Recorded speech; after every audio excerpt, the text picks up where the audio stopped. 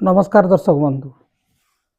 आगो को राज्यसभा निर्वाचन आसुच एवं बीजेडी दलरू गोटे नेता राज्यसभा को जीवा फाइनाल गोटे सीट से निर्द्वंद्व पठे पारे तांकर सेतिकी संख्या अच्छी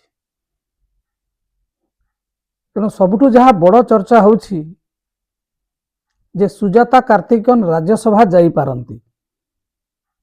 आमे मूलरू भी कहिथिलु जो माने डिसेंबर 26 रे बीजेडी रो प्रतिष्ठा दिवस रे कहउतले जे सुजाता कार्तिकेयन बीजेडी रे जोग देबे एवं दलर कार्यकारी सभापति हेबे। नवीन बाबू एते बोका नहंती। नुआपड़ा उपनिर्वाचन रे भी आपण माने देखिथिबे जे केते लोकंकर ना रे कल्पना जल्पना हैला किंतु शेष रे स्नेहागिनी छुरिया को टिकेट दिया गला। एथरो भी सेया हो। आमे मूलरू कहि दउछु जे सुजाता कार्तिकेयन कर राज्यसभा जीवा संभावना क्षीण।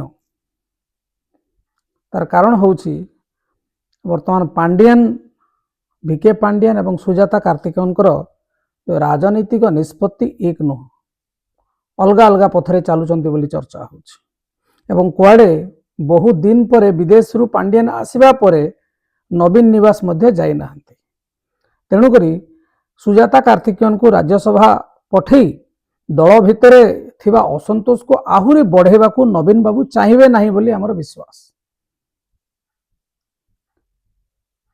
आउ गोटे ना चर्चा होछि से हेले संतृप्त मिश्र एवं आपण मान को मने पकई देबा चाहूँ जे अमर पट्टनायक जानीगले जे तांको राज्यसभा बीजेडी रु पठा जीव नाही से बीजेपी को पड़े गले एवं संतृप्त मिश्र कुआडे तांको जगह नहीं गले।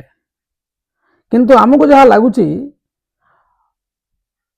राज्यसभा सांसद जे थिले मुन्ना खां जे सस्मित पात्र विरोध में विद्रोही डाकरा देइथिले तांको नुआपड़ा उपनिर्वाचन प्रचार समय नवीन बाबू डाकिकी सहित कथा होइचंती।